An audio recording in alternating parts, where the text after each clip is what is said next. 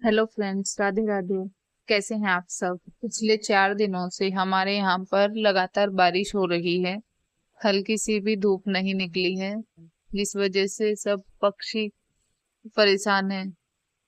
और हमारी किशोरी और माधव भी बहुत परेशान हो रहे हैं, क्योंकि इनको भी अंदर ही अंदर एक ही जगह रहने में परेशानी होती है। वरना तो पूरे बाहर कई जगह बांध देते हैं इनको, खूंटा बदल बदल कर।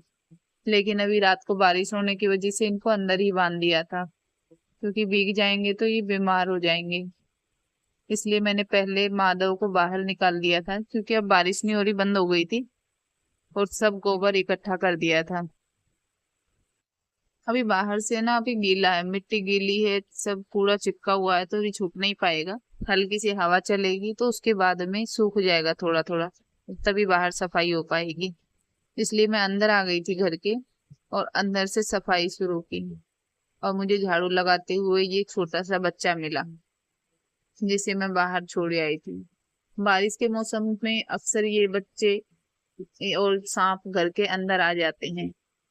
फिर मैंने दोनों बच्चों को तैयार कर दिया था स्कूल के लिए, क्योंकि बारिश तो लगातार होगी, छुट्टी नहीं करवा सकते। उसके बाद मैं आ गई थी खेत पर, किशोरी और माधव के लिए ज्वार काटने के लिए। और अभी भी बादल काफी हो रहे हैं। कभी भी अगर आपकी तुलना कोई किसी से करता है कि वो तो इतनी अच्छी है, इतना काम कर लेती है, या फिर किसी भी काम में, या फिर सुंदर है, तो आप दुखी मत हो, क्योंकि आप एक सिंगल यूनिक पीस हो। इस बात पर विश्वास करो, क्योंकि तुम्हारी जगह ना कोई भी नहीं ले सकता। अगर सच कहूं तो मेरी तुलना जब किसी और औरतों से की जाती है, तो मुझे भी दुख होता है। लेकिन अब मुझे फर्क नहीं पड़ता, क्योंकि मैं जानती हूँ कि मेरे अंदर जो क्वालिटी है वो सामने वाले में नहीं है। मुझे ऐसा लगता है मैं यूनिक हूँ। यूनिक मतलब परफेक्ट नहीं होता। यूनिक का मतलब होता है आप सबसे अलग हो।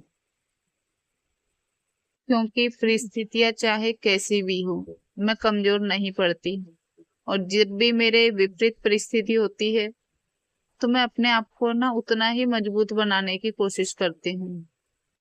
क्योंकि मैं अच्छे से जानती हूँ कि हार मान लेना किसी भी परेशानी का समाधान नहीं हो सकता।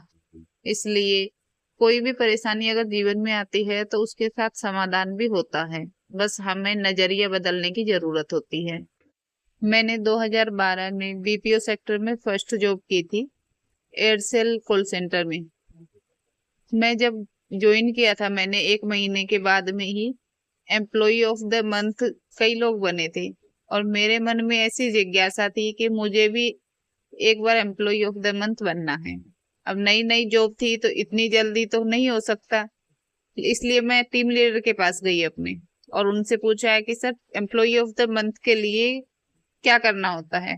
उन्होंने यही बोला, बेटा अभी तो तुम 6 महीने भी नहीं हुए, इतनी जल्दी एम्प्लॉय ऑफ द मंथ बनना आसान नहीं है, उसके लिए बहुत से क्राइटेरिया होते हैं।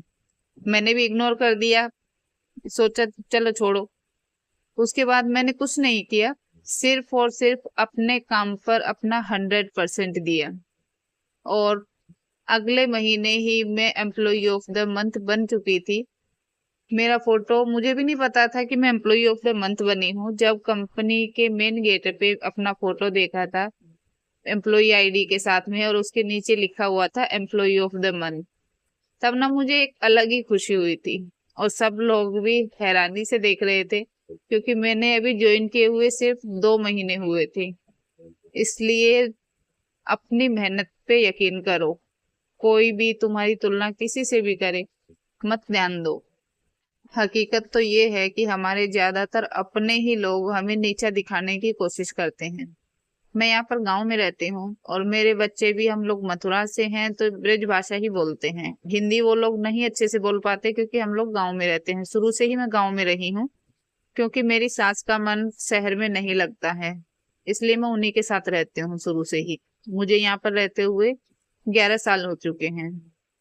इसलिए मेरे जो बहुत करीबी रिश्तेदार हैं, वो एक ही बात बोलते हैं कि ये खुद ही गंवारों की तरह बोलती है, तो इसके बच्चे तो अपने आप ही सीखेंगे। मुझे ये समझ में नहीं आता कि गांव की भाषा बोलने से लोग गंवार कैसे हो जाते हैं। क्या जो लोग या फिर जिनके बच्चे इंग्लिश में अच्छे से बोल पाते हैं वो वेल मैनर्ड हो जाते हैं। फिर मुझे इसमें चीज में ना बिल्कुल भी शर्म महसूस नहीं होती कि मेरे बच्चे गांव की भाषा बोलते हैं, हिंदी नहीं बोल पाते अच्छे से या फिर इंग्लिश नहीं बोल पाते हैं। अब तो मैं भी अच्छे से ब्रज भाषा सीख चुकी हूँ और घर पर या फिर गांव के लोगों से उसी भाषा में बात करती हूँ। और ताज्जुब की बात तो ये है, जो लोग मुझे या मेरे बच्चों को गंवार कह के नीचा दिखाते हैं वो खुद भी घर में ब्रज भाषा क्या ही मतलब ब्रज भाषा में ही बात करते हैं, लेकिन उनको नीचा दिखाना ना अच्छा लगता है।